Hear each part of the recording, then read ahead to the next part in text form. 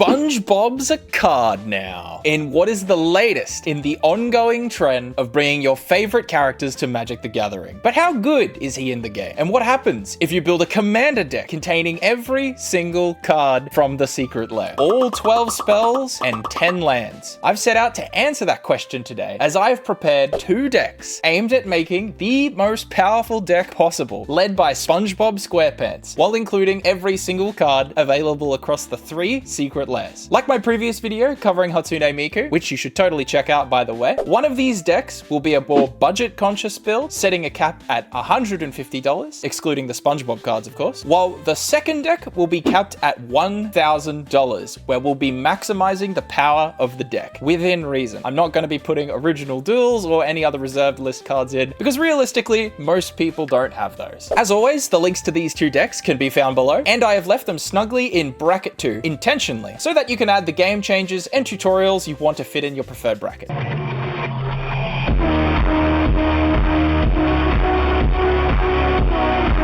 While both of these decks, as they are listed, can be played in bracket 2, if you do, be mindful because everyone will be out to get you. SpongeBob himself is based on a commander that is pretty notorious and very powerful, so don't expect any mercy if you do choose to play these in bracket 2, and honestly, you probably shouldn't.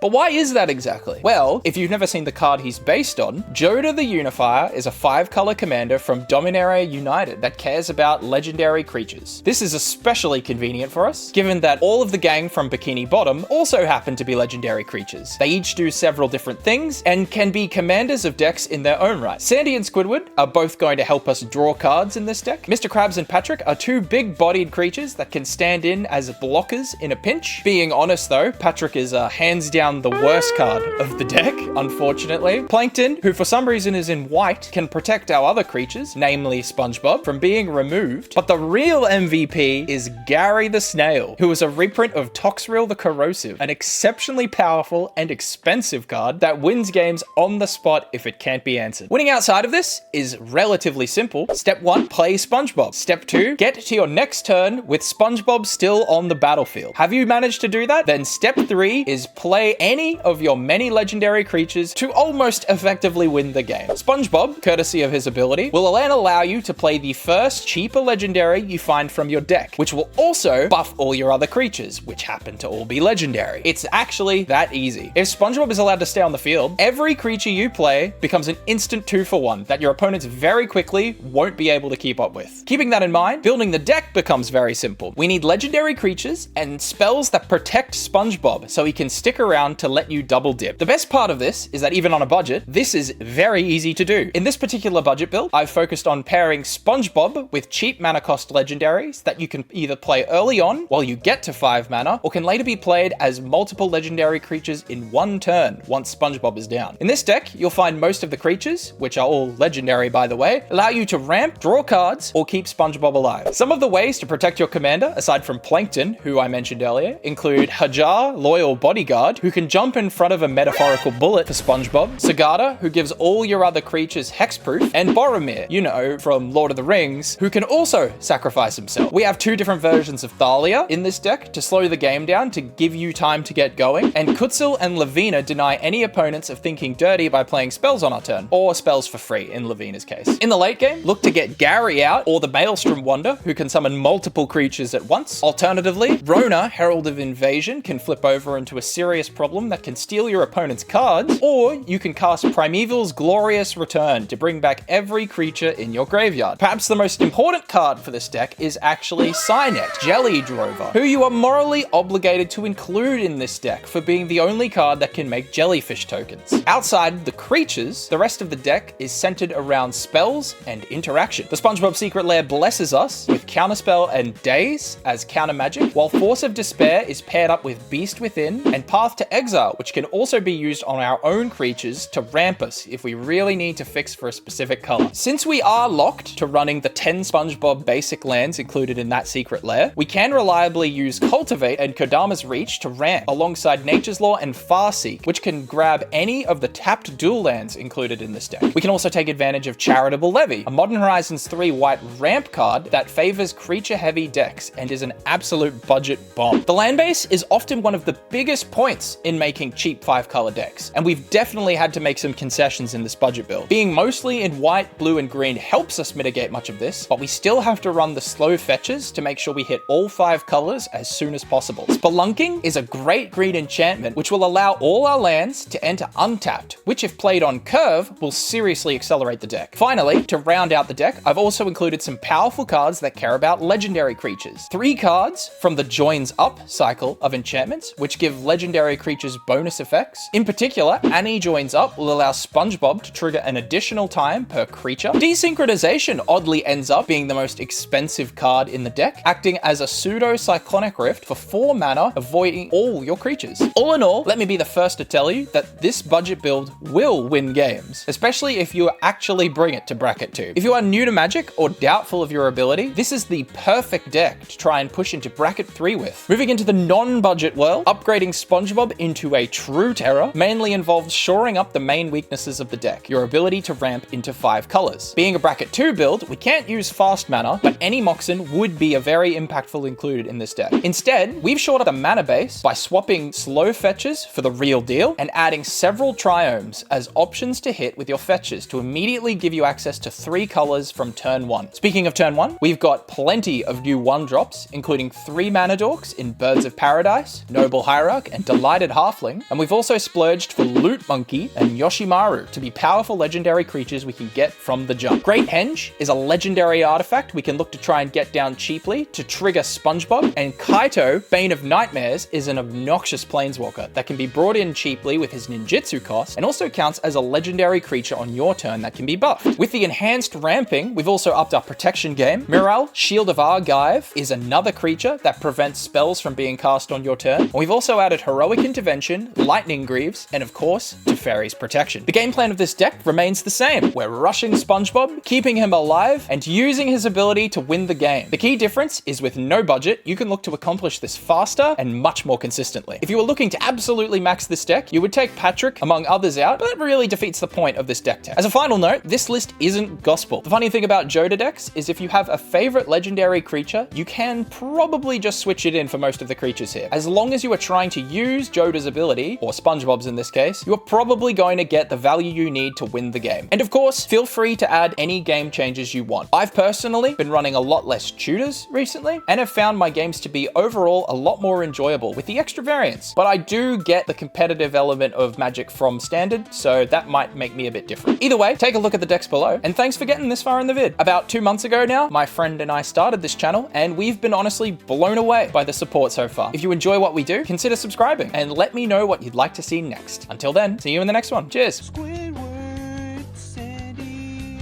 Larry, Pearl, Mr. Crabs and Plankton, Karen, Squidward, Gary, MS Puff, Plankton, Bunch Bump, Mr. Crabs, King Neptune, Spongebob, Patrick, Squidward, Sandy, Mr. Crabs, Plankton, Gary.